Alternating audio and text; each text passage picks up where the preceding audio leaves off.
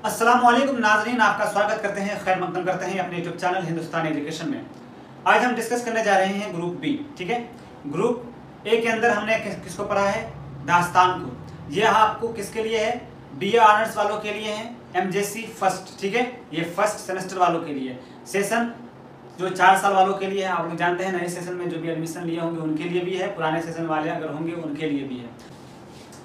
हमारे सिलेबस के अंदर क्या दिया हुआ है? डिप्टी नज़ीर अहमद का एक नावल है जिसका नाम है ताबूतुन नसूह।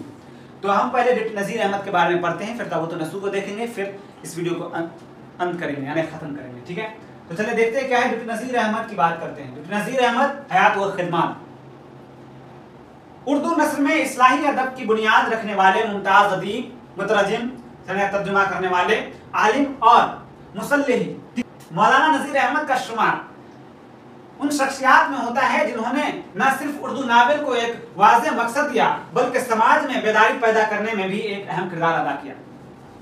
बात करेंगे पैदाइश और इब्तिदाई तालीम की। तो देख लीजिए, नज़ीर अहमद 1830 ईस्वी में जिला बिजनौर के एक गांव बरगना अफजलगढ़ तहसील नगीना रेढ़ में पैदा हुए। उनके वालिद मौलवी सआदत अली एक नेक सीरत और इल्म दोस्त इंसान थे। उनके वालिद शाह अब्दुल गफूर आजमपुरी रहमतुल्लाह अलैह की औलाद में से थे। नज़ीर अहमद को घर ही में इब्तदाई तालीम दी गई। 9 बरस की उम्र तक अरबी व फारसी में खासी महारत हासिल की। फिर उन्होंने मौलवी नसरुल्लाह खां और डिप्टी कलेक्टर बिजनौर से मुंतक फलसफा अरबी 9 की तालीम हासिल की।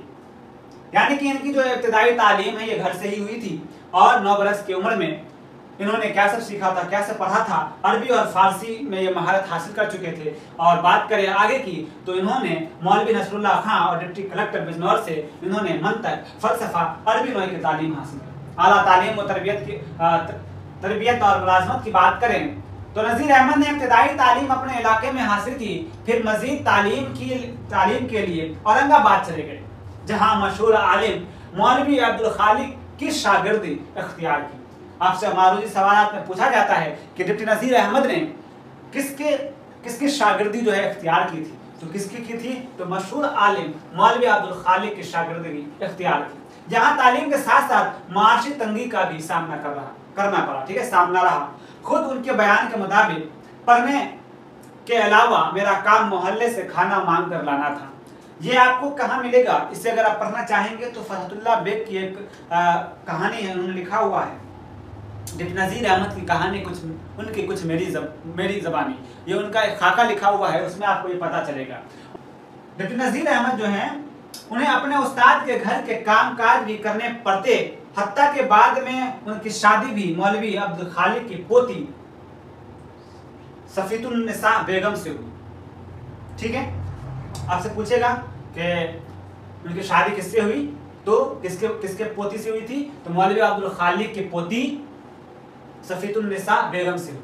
ठीक है, अब बात करें सफीतुन निसा बेगम मौलवी अब्दुल खालिक की वही पोती है जो नज़ीर अहमद से सैर दो सैर मसाला, ठीक है, पिसवाती थी और दरमियान में नज़ीर के हाथ रुकने पर बट्टे से उंगलियों पर मारती थी। समझ सकते हैं उस दौर का क्या मंजर रहा होगा। नज़ीर अहमद ने वालिदा के असरार पर, ठीक है, उनके असरार पे, उनके कहने पर 1888 में बिजनौर की एक खातून से भी अक़द किया था। ठीक है, नज़ीर अहमद ने औरंगाबादी मस्जिद में गुजारे हुए औकात के बारे में एक लेक्चर में बताया कि उनकी जिंदगी का ये बदतरीन वक्त था और अगर वहां 4-5 साल रहना पड़ता तो मैं दीन व दुनिया दोनों से तबाह हो गया होता। मतलब तंग आ चुके थे। नज़ीर अहमद 14 बरस की उम्र में दिल्ली का सफर किया और 1845 ईस्वी में उनका दाखिला दिल्ली कॉलेज में हुआ, जहां वो मौलवी ज़काउल्लाह और मोहम्मद हुसैन आजाद जैसे मुमताज अहले इल्म की हम जमात थे। यहाँ उन्होंने 1853 तक तालीम हासिल की और उनका वजीफा 4 रुपए से बढ़कर 24 रुपए माहाना हो गया। अगर बात करें इनके असातिज़ा की तो कौन कौन थे? डिप्टी नसीरुल्लाह, ठीक है, डिप्टी नसीरुल्लाह, इमाम बख्श सोहबाई, मास्टर रामचंद्र और मौलवी अब्दुल खालिक। ये 4 इनके उस्ताद थे। ठीक है, और भी थे जो शुरुआती दौर में थे तो उनका जिक्र बहुत कम होता है, लेकिन ये जो है आपको मारूजी सवालात में पूछे जाते हैं। ठीक है, अहम कौन है आपको? मौलवी अब्दुल खालिक है, मास्टर रामचंद है, इमाम बख्श सोहबाई है और डिप्टी नसीरुल्लाह। ठीक है, यानी डिप्टी नसीरुल्लाह। ठीक है, इसके बाद है आपको हैदराबाद का कयाम। तो 1861 ईस्वी में इंडियन पैनल कोड का तर्जुमा करने के लिए जो कमेटी बनाई गई थी उसमें डिप्टी नजीर अहमद भी शामिल थे। उनका जो एक तर्जुमा है, उनका तर्जुमा मजमुआ जो है, मजमुआ ताज़िरात हिंद, ठीक है, इतना मकबूल हुआ और सरकार को इतना पसंद आया कि उन्हें कानपुर का तहसीलदार बना दिया गया। फिर 1863 ईस्वी को डिप्टी कलेक्टर के ओहदे पर मामूर किया गया। आपसे मारूजी सवाल पूछा जाता है कि डिप्टी नजीर अहमद जो है वो डिप्टी कलेक्टर कब बने, तो 1863 इसका आंसर दीजिएगा। ठीक है, ये सब मारूजी सवाल आपको कुछ नहीं करना है, जहां जहां पे डेट वाले हैं लिखे हुए उसको देख लेना है। ये मारूजी सवाल पूछे जाते हैं और सिलेबस के अंदर आपका बुक रेफरेंस वाला जो नाम दिया गया था उसे आपको देख लेना है, ताकि आने वाले वक्त में जब मारूजी सवाल पूछा जाएगा तो वहां आप आंसर आसानी से दे पाइएगा। ठीक है, क्या हुआ है कि एक मौके पर इल्म नजूम की एक अंग्रेजी किताब का उर्दू तर्जुमा समावाद, ठीक है, समावाद के नाम से, ठीक है, समावाद जो है समावाद के नाम से 1872 में किया गया, जिसे पसंद करके सर सालार जंग ने उन्हें हैदराबाद बुलाया। वहां आपने रियासती तालीमी निजाम की इस्लाह में हिस्सा लिया, वहीं कुरान मजीद हिफ्ज किया और निसाब साजी में भी अहम किरदार अदा किया। बाद में बाज मुखालिफतों के बायस हैदराबाद से शब्दकोश होकर दिल्ली आ गए और जिंदगी के आखिरी अय्याम तसन्नीफ और तालीफ में गुजारे। और नसीर अहमद ने हैदराबाद के कयाम के दौरान 6 महीने 17 दिन की मुद्दत में कुरान मजीद हिफ्ज की।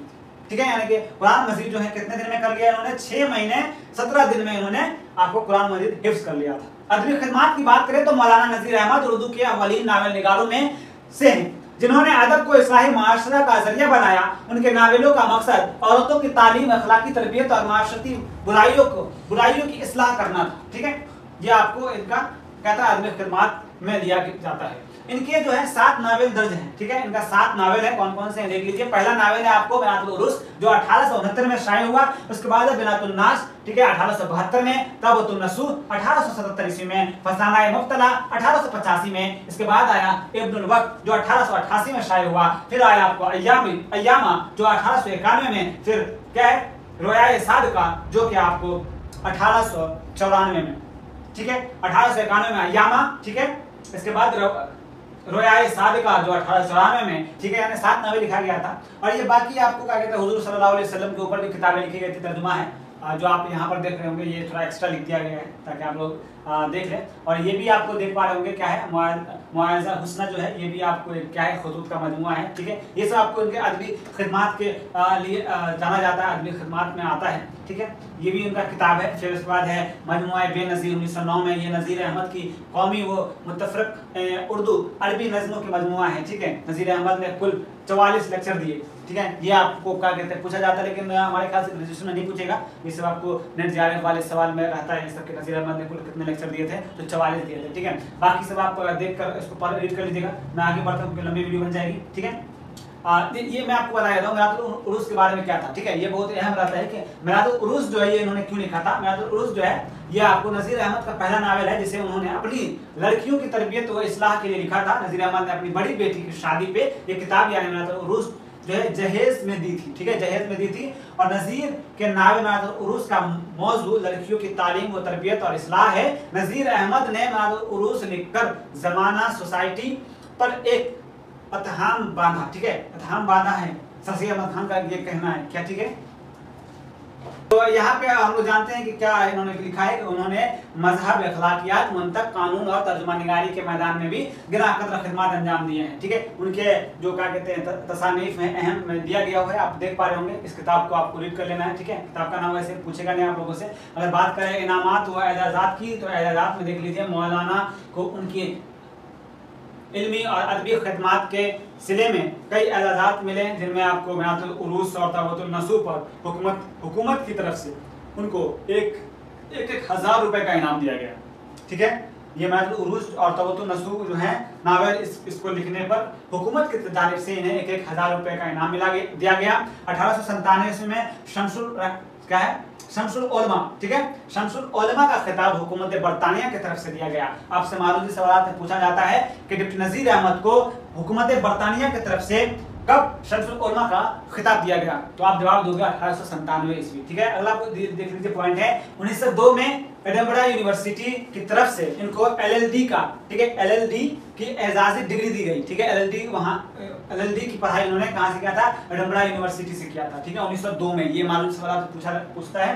और बात करें 1910 में, तो 1910 ईस्वी में पंजाब यूनिवर्सिटी से DOL की डिग्री से नजीर अहमद को सरफराज किया था। अगर बात करें वफात की, यानी कि इनका इंतकाल कब हुआ, इंतकाल की बात करें तो 28 अप्रैल 1913 ईस्वी को फालिज का हमला हुआ और 3 मई 1913 ईस्वी को जुमा के दिन ये अजीम मुसल्लही इस दार फानी से कूच कर गए।